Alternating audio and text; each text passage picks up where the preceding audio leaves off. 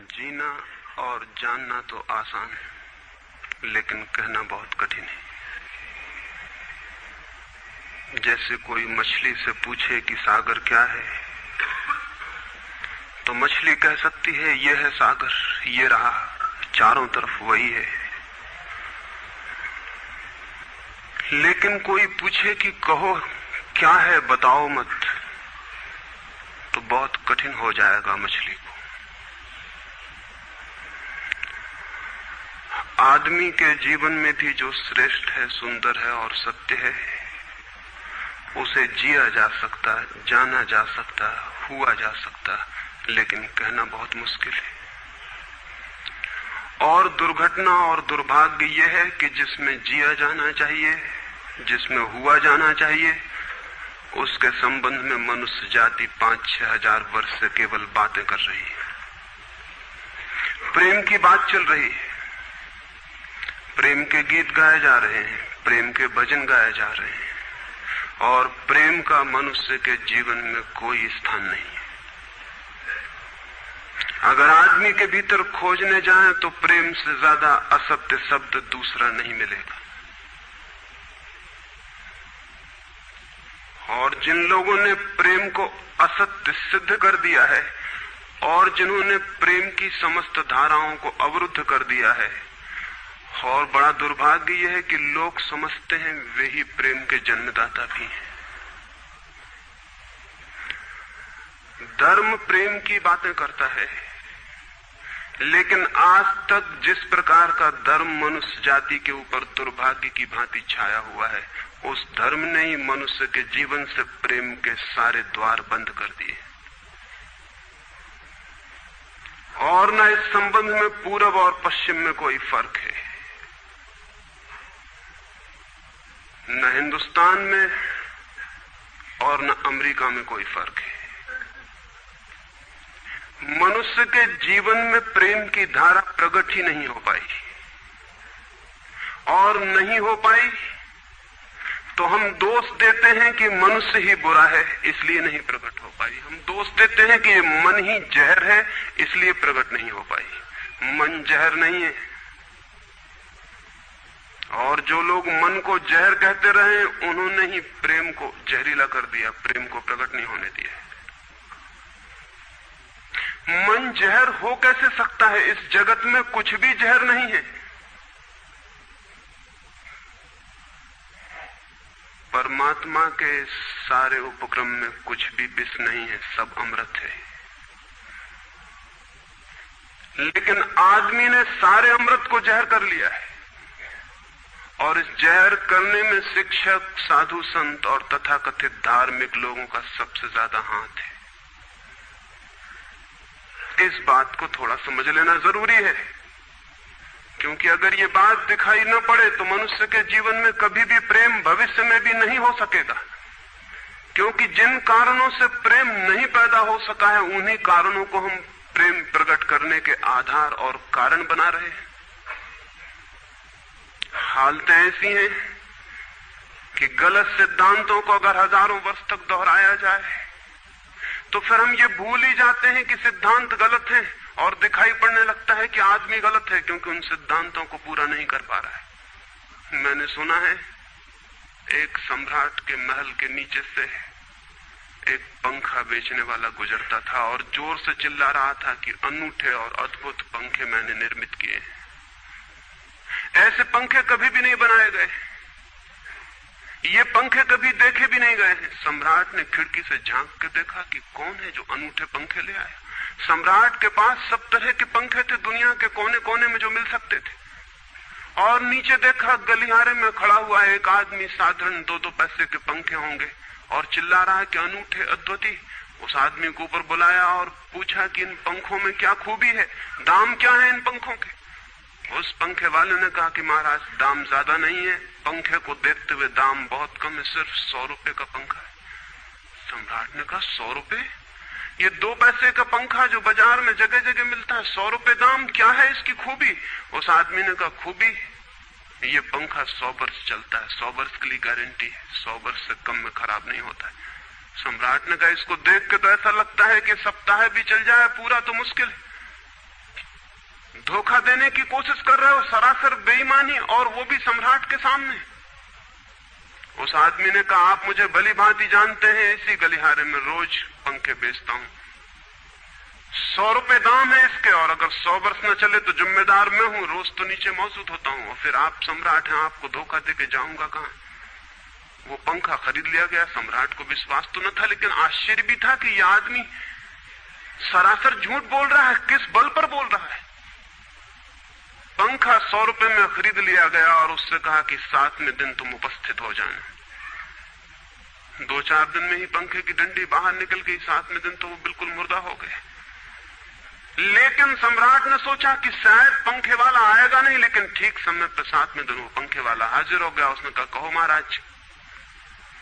उन्होंने कहा, कहना नहीं, ये पंखा पड़ा हुआ है टूटा हुआ, ये 7 दिन में ये गति हो गई, तुम कहते 100 वर्ष चलेगा। पागल हो या धोखेबाज क्या हो। उस आदमी ने कहा कि मालूम होता है आपको पंखा जलना नहीं आता है। पंखा तो 100 वर्ष चलता ही, पंखा तो गारंटीड है। आप पंखा जलते कैसे थे। सम्राट ने कहा, और भी सुनो, अब मुझे ये भी सीखना पड़ेगा कि पंखा कैसे किया जाता है। उस आदमी ने कहा, कृपा करके बताइए कि इस पंखे की गति 7 दिन में ऐसी कैसे बना दी आपने, किस भांति पंखा किया। सम्राट ने पंखा उठा के करके दिखाया कि इस भांति मैंने पंखा किया। उस आदमी ने कहा, समझ गया, भूल, इस तरह पंखा नहीं किया जाता। सम्राट ने कहा, और क्या रास्ता है पंखा जलने का। उस आदमी ने कहा, पंखा पकड़िए सामने और सिर को हिलाइए। पंखा 100 वर्ष चलेगा, आप समाप्त हो जाएंगे, लेकिन पंखा बचेगा। पंखा गलत नहीं है, आपके जलने का ढंग गलत है। यह आदमी पैदा हुआ है 5-6 हजार या 10,000 वर्ष की संस्कृति का। यह आदमी फल है, लेकिन संस्कृति गलत नहीं है, यह आदमी गलत है। आदमी मरता जा रहा है रोज, और संस्कृति की दुहाई चलती चली जाती है कि महान संस्कृति, महान धर्म, महान सब कुछ, और उसका ये फल है। आदमी उसी संस्कृति से गुजरा है और ये परिणाम है उसका। लेकिन नहीं, आदमी गलत है, और आदमी को बदलना चाहिए अपने को। और कोई कहने की हिम्मत नहीं उठाता कि कहीं ऐसा तो नहीं है कि 10,000 वर्षों में जो संस्कृति और धर्म आदमी को प्रेम से नहीं भर पाए, वो संस्कृति और धर्म गलत हो। और अगर 10,000 वर्षों में आदमी प्रेम से नहीं भर पाया, तो आगे कोई संभावना है इसी धर्म और इसी संस्कृति के आधार पर कि आदमी कभी प्रेम से भर जाए। 10,000 वर्षों में जो नहीं हो पाया, वो आगे भी 10,000 वर्षों में होने वाला नहीं है, क्योंकि आदमी यही है, कल भी यही होगा। आदमी हमेशा से यही है और हमेशा यही होगा। और संस्कृति और धर्म जिनके हम नारे दिए चले जाते हैं, संतों और महात्माओं की जिनकी दुहाइयां दिए चले जाते हैं, सोचने के लिए हम तैयार नहीं कि कहीं हमारा बुनियादी चिंतन की दिशा ही तो गलत नहीं है। मैं कहना चाहता हूं कि वो गलत है, और गलत सबूत है ये आदमी। और क्या सबूत होता है। एक बीज को हम बोएं और फल जहरीले और कड़वे हों, तो क्या सब सिद्ध होता है। सिद्ध होता है कि वो बीज जहरीला और कड़वा रहा होगा। हालांकि बीज में पता लगाना मुश्किल है कि उससे जो फल पैदा होंगे वो कड़वे पैदा होंगे। बीज में कुछ खोजबीन नहीं की जा सकती। बीज को तोड़ो फोड़ो, कोई पता नहीं चल सकता कि इससे जो फल पैदा होंगे वो कड़वे होंगे। बीज को वो 100 वर्ष लग जाएंगे, वृक्ष होगा, बड़ा होगा, आकाश में फैलेगा, तब फल आएंगे और तब पता चलेगा कि वे कड़वे। 10,000 वर्ष में संस्कृति और धर्म के जो बीज बोए गए हैं, यह आदमी उसका फल है, और ये कड़वा है और घृणा से भरा हुआ है।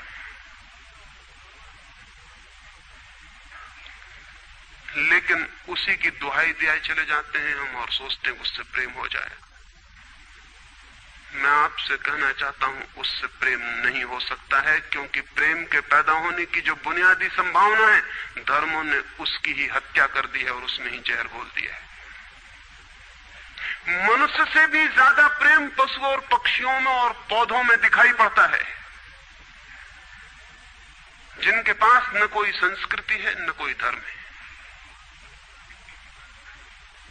संस्कृत और सुसंस्कृत और सभ्य मनुष्यों की बजाय असभ्य और जंगल के आदमी में ज्यादा प्रेम दिखाई पड़ता है, जिसके पास न कोई विकसित धर्म है, न कोई सभ्यता है, न कोई संस्कृति है। जितना आदमी सभ्य, सुसंस्कृत और तथाकथित धर्मों के प्रभाव में मंदिरों और चर्चों में प्रार्थना करने लगता, उतना ही प्रेम से शून्य क्यों होता चला जाता?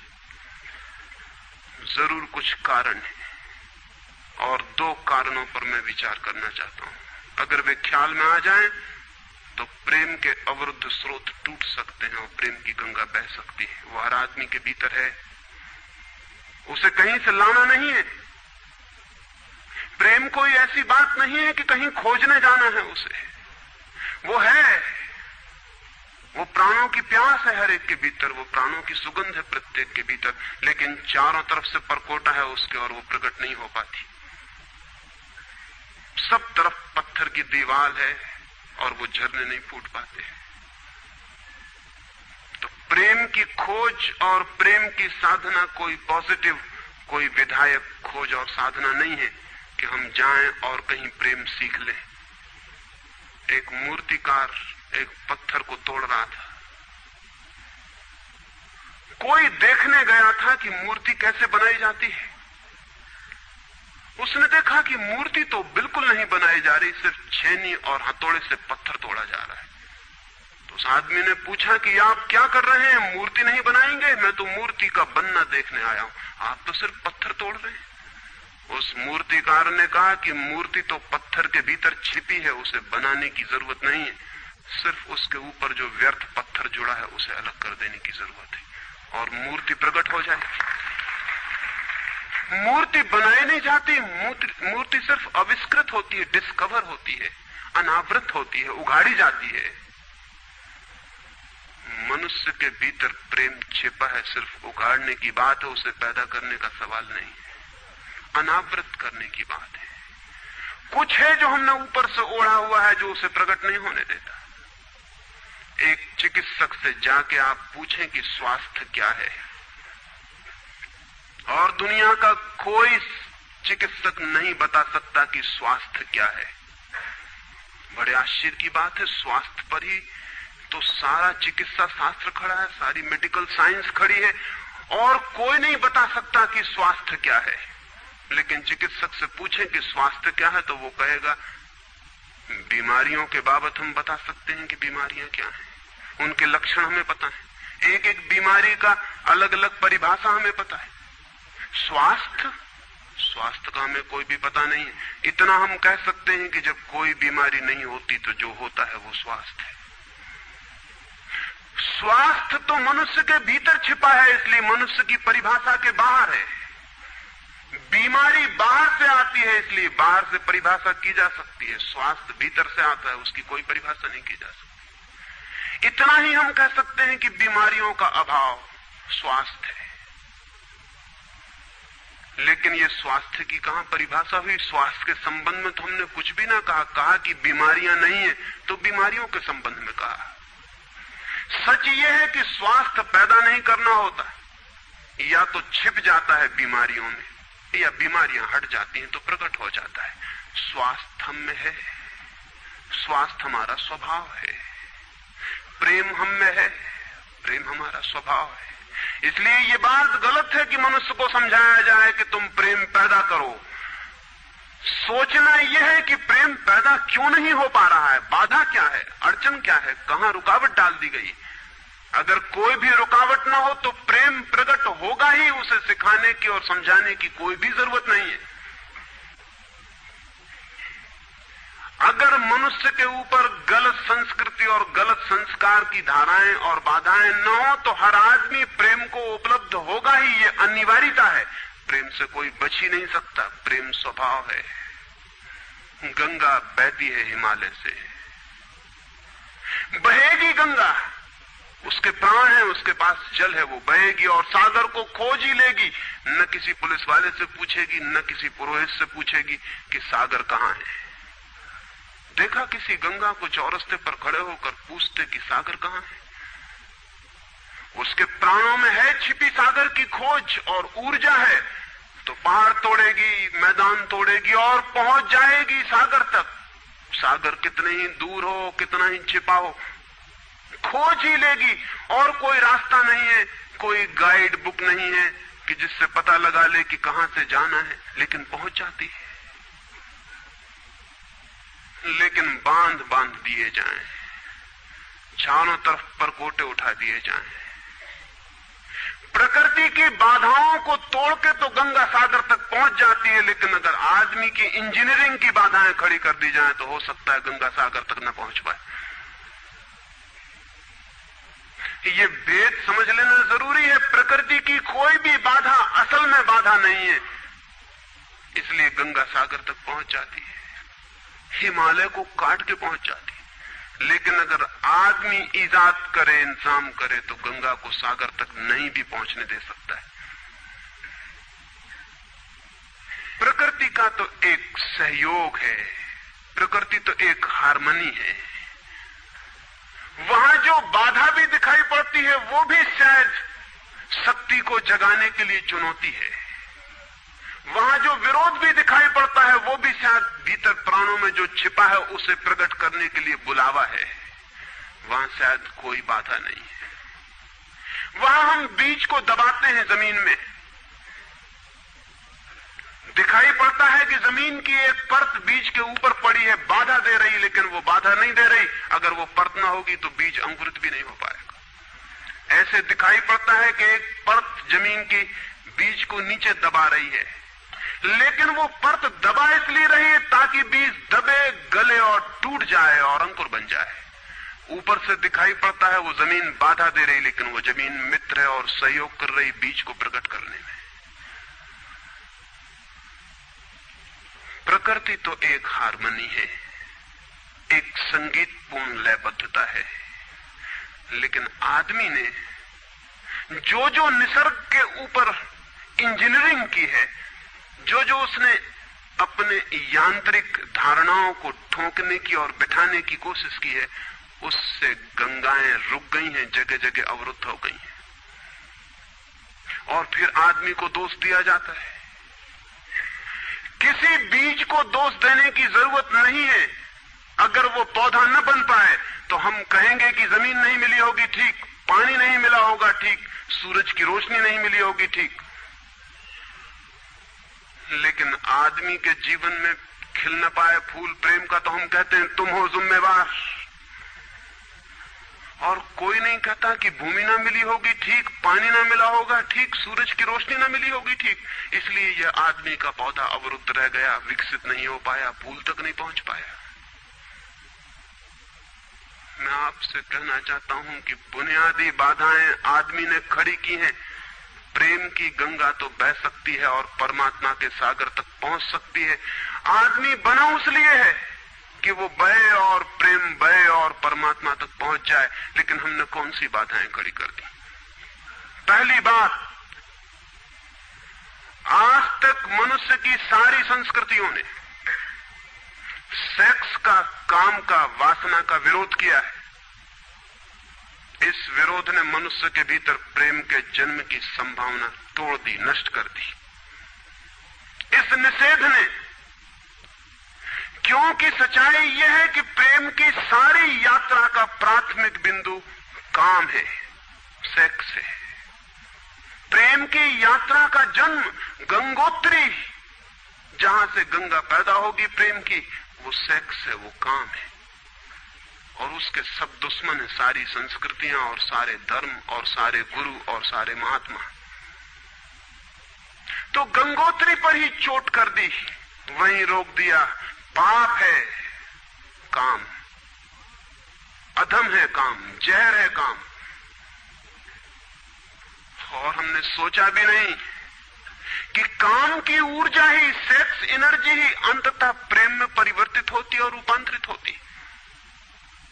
प्रेम का जो विकास है वो काम की शक्ति का ही ट्रांसफॉर्मेशन है, वो उसी का रूपांतरण है। एक कोयला पड़ा हो और आपको ख्याल भी नहीं आएगा कि कोयला ही रूपांतरित होकर हीरा बन जाता है। हीरे और कोयले में बुनियादी रूप से कोई भी फर्क नहीं है। हीरे में भी वही तत्व हैं जो कोयले में, और कोयला हजारों वर्ष की प्रक्रिया से गुजर के हीरा बन जाता है, लेकिन कोयले की कोई कीमत नहीं है। उसे कोई घर में रखता भी है तो ऐसी जगह जहां दिखाई न पड़े, और हीरे को लोग छातियों पर लटका के घूमते कि वो दिखाई पड़े। और हीरा और कोयला एक ही है, लेकिन कोई दिखाई नहीं पड़ता कि इन दोनों के बीच अंतर संबंध है, एक यात्रा है। कोयले की शक्ति ही हीरा बनती है, और अगर आप कोयले के दुश्मन हो गए, जो कि हो जाना बिल्कुल आसान है क्योंकि कोयले में कुछ भी नहीं दिखाई पड़ता, तो हीरे के पैदा होने की संभावना भी समाप्त हो गई, क्योंकि कोयला ही हीरा बन सकता था। सेक्स की शक्ति ही, काम की शक्ति ही प्रेम बनती है, लेकिन उसके विरोध में सारे दुश्मन हैं उसके, अच्छे आदमी उसके दुश्मन, और उसके विरोध ने प्रेम के अंकुर भी नहीं फूटने दिए, और जमीन से, प्रथम से पहली सीढ़ी से नष्ट कर दिया भवन को। फिर वो हीरा नहीं बन पाता कोयला, क्योंकि उसके बनने के लिए जो स्वीकृति चाहिए, जो उसका विकास चाहिए, जो उसको रूपांतरित करने की प्रक्रिया चाहिए, उसका सवाल ही नहीं उठता। जिसके हम दुश्मन हो गए, जिसके हम शत्रु हो गए, जिससे हमारी द्वंद्व की स्थिति बन गई और जिससे हम निरंतर लड़ने लगे, अपनी ही शक्ति से आदमी को लड़ा दिया गया है, सेक्स की शक्ति से आदमी को लड़ा दिया गया है।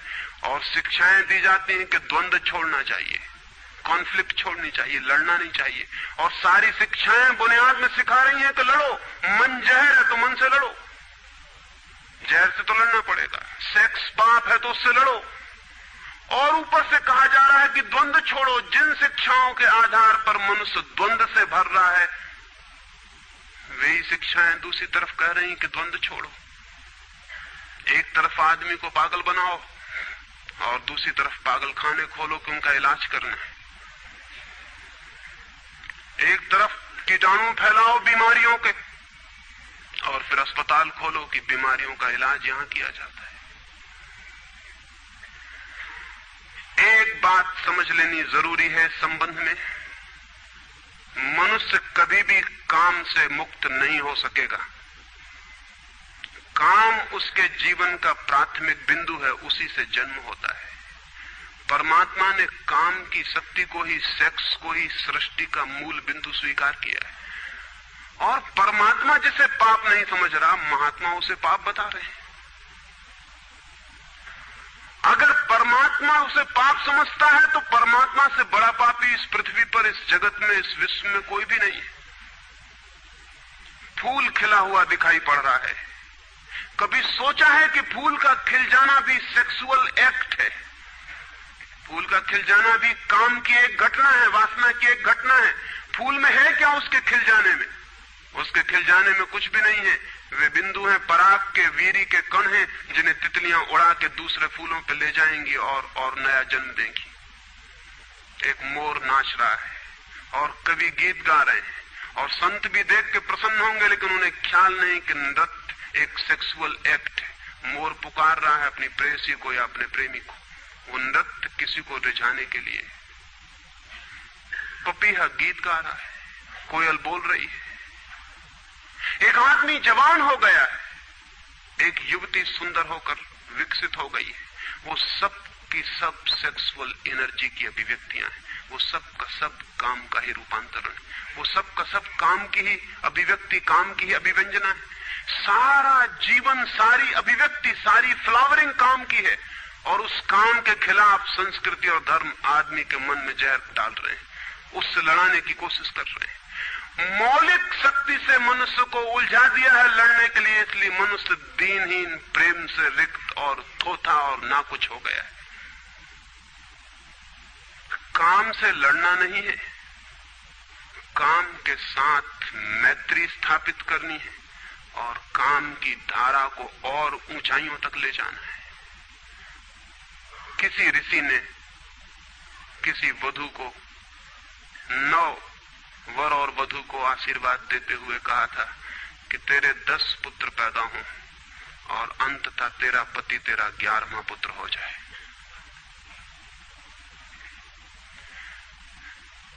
वासना रूपांतरित हो तो पत्नी मां बन सकती है,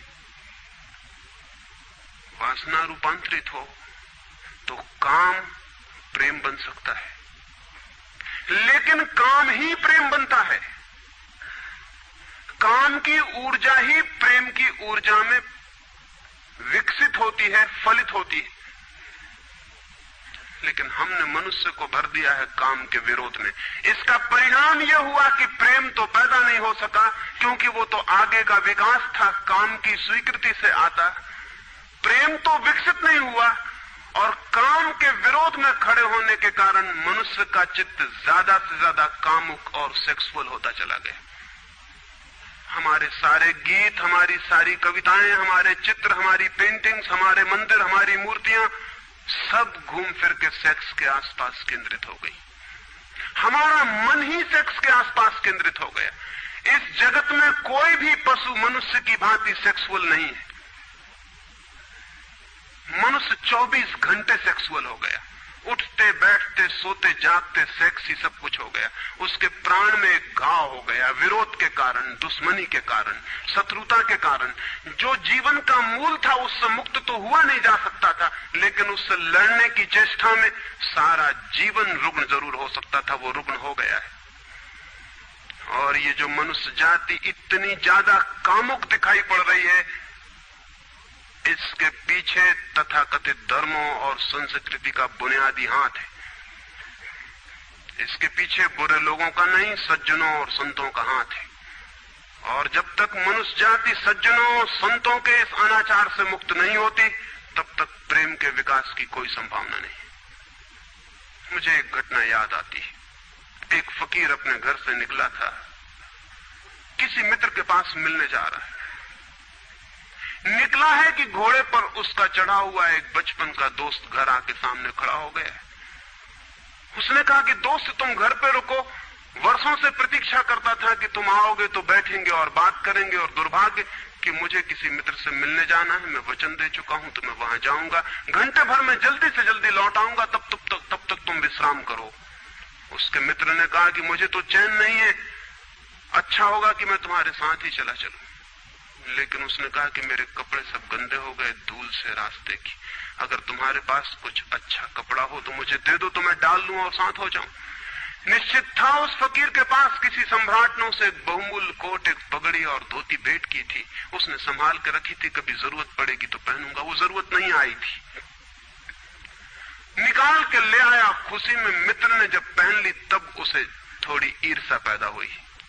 मित्र ने पहन के तो मित्र सम्राट मालूम होने लगा। बहुमूल्य कोट था, पगड़ी थी, धोती थी, शानदार जूते थे, और उसके सामने वो फकीर बिल्कुल ही नौकर चाकर दीनहीन दिखाई पड़ने लगा। उसने सोचा है तो बड़ा मुश्किल हुआ है, तो बड़ा गलत हुआ। जिनके घर में ले जाऊंगा ध्यान इस पर जाएगा, मुझ पर किसी का भी ध्यान जाएगा नहीं। अपने ही कपड़े, और आज अपने ही कपड़ों के कारण मैं दीनहीन हो जाऊंगा। लेकिन बार बार मन को समझाया कि मैं फकीर हूं, आत्मा परमात्मा की बात करने वाला, क्या रखा है कोट में पगड़ी में, छोड़ो, पहने रहने तो कितना फर्क पड़ता है। लेकिन जितना समझाने की कोशिश की कि कोट पगड़ी में क्या रखा है, कोट पगड़ी ही उसके मन में घूमने लगी। मित्र दूसरी बात करने लगा, लेकिन वो भीतर तो, ऊपर तो कुछ और दूसरी बातें कर रहा है, लेकिन वहां उसका मन नहीं है, भीतर उसे बस कोट और पगड़ी। रास्ते पर जो भी आदमी देखता है उसको कोई भी नहीं देखता, मित्र की तरफ सबकी आंखें जाती हैं। वो बड़ा मुश्किल में पड़ गया कि तो आज अपनी भूल कर ली, अपने हाथ से भूल कर ली। जिनके घर जाना था वहां पहुंचा, जाके परिचय दिया कि मेरे मित्र हैं, जमाल, बचपन के दोस्त हैं, बहुत प्यारे आदमी हैं। और फिर अचानक अनजाने मुंह से निकल गया कि रह गए कपड़े सो कपड़े मेरे। क्योंकि मित्र भी जिनके घर गए थे वो भी उसके कपड़ों को देख रहे थे, और भीतर उसके चल रहा था कोट पगड़ी, मेरी कोट पगड़ी, और उन्हीं की वजह से मैं परेशान हो रहा हूं। निकल गया मुंह से कि रह गए कपड़े, कपड़े मेरे। मित्र भी हैरान हुआ, घर के लोग भी हैरान हुए कि क्या पागलपन की बात है। ख्याल उसको भी आया बोल जाने के बाद, तब पछताया कि तो भूल हो गई। पछताया तो और दबाया अपने मन को, बाहर निकल के क्षमा मांगने लगा कि क्षमा कर दो, बड़ी गलती हो गई। मित्र ने कहा मैं तो हैरान हुआ कि तुमसे निकल कैसे गया। उसने कहा कि कुछ नहीं, सिर्फ जबान की चूक हो गई। हालांकि जबान की चूक कभी भी नहीं होती है, भीतर कुछ चलता होता है तो कभी कभी बेमौके जबान से निकल जाता है, चूक कभी नहीं होती। माफ कर दो, भूल हो गई। कैसे ये ख्याल आ गया कुछ समझ में नहीं आता, हालांकि पूरी तरह समझ में आ रहा था कि ख्याल कैसे आया है। दूसरे मित्र के घर गए। अब वो तय करता रहा रास्ते में कि अब चाहे कुछ भी हो जाए, ये नहीं कहना है कि कपड़े मेरे हैं, पक्का कर लेना है अपने मन को। घर के द्वार पर उसने जाके बिल्कुल दृढ़ संकल्प कर लिया कि ये बात नहीं उठानी कि कपड़े मेरे हैं। लेकिन उस पागल को पता नहीं कि जितना वो दृढ़ संकल्प कर रहा है इस बात का, वो दृढ़ संकल्प बता रहा है इस बात को कि उतने ही जोर से उसके भीतर ये भावना घर कर रही कि कपड़े मेरे। आखिर दृढ़ संकल्प किया क्यों जाता है? एक आदमी कहता है कि मैं ब्रह्मचर्य का दृढ़ व्रत लेता हूं, उसका मतलब है उसके भीतर कामुकता दृढ़ता से धक्के मार रही, नहीं तो और कारण क्या है? एक आदमी कहता है कि मैं कसम खाता हूं कि आज से कम खाना खाऊंगा, उसका मतलब यह है कि कसम खानी पड़ रही, ज्यादा खाने का मन है उसका। और तब अनिवार्य रूप में द्वंद्व पैदा होता है। जिससे हम लड़ना चाहते हैं वही हमारी कमजोरी है, और तब द्वंद्व पैदा हो जाना स्वाभाविक है। वो लड़ता हुआ दरवाजे के भीतर गया, संभल संभल के बोला कि मेरे मित्र हैं, लेकिन जब वो बोल रहा है तब उसको कोई नहीं देख रहा, उसके मित्र कोई उस घर के लोग देख रहे हैं।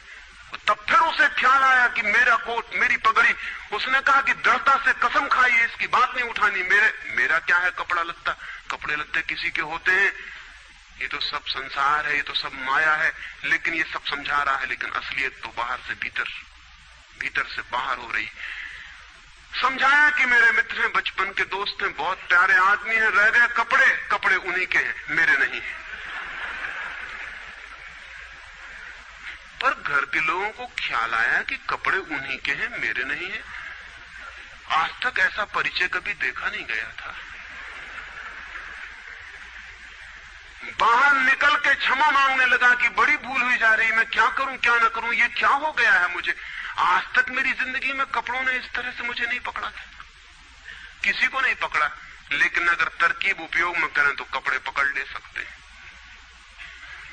मित्र ने कहा मैं जाता नहीं तुम्हारे साथ, पर वो हाथ जोड़ने लगा कि नहीं ऐसा मत करो, जीवन भर के लिए दुख रह जाएगा कि मैंने क्या दुर्व्यवहार किया। अब मैं कसम खा के कहता हूं कि कपड़ों की बात ही नहीं उठानी।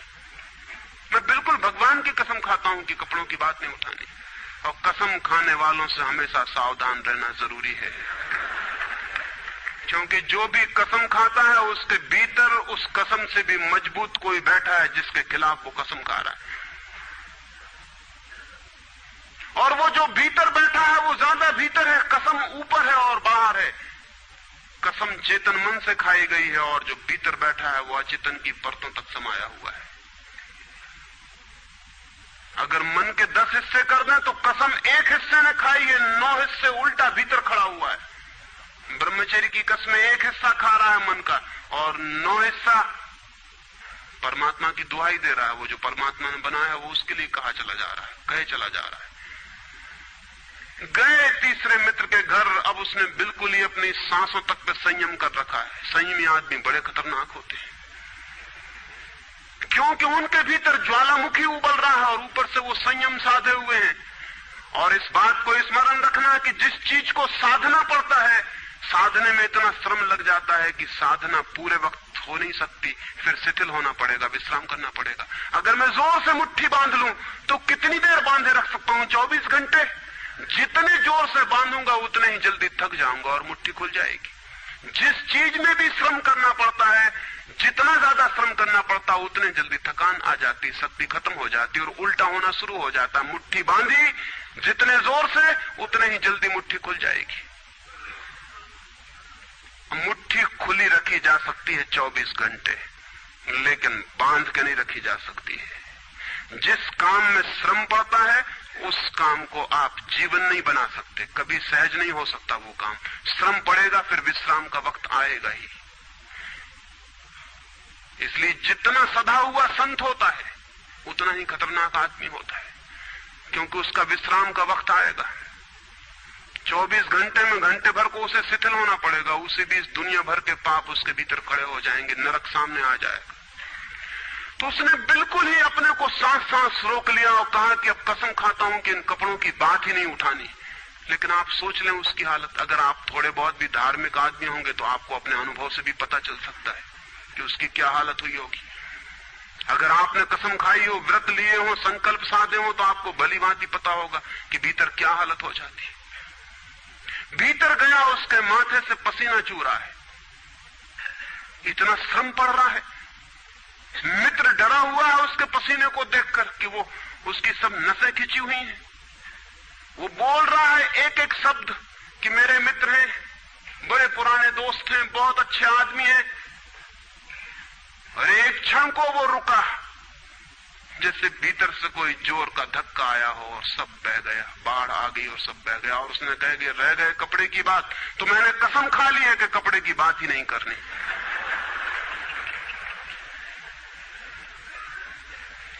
ये जो इस आदमी के साथ हुआ वो पूरी मनुष्य जाति के साथ सेक्स के संबंध में हो गया है। सेक्स को ऑब्सेशन बना दिया, सेक्स को रोग बना दिया, घाव बना दिया और सब विषाक्त कर दिया।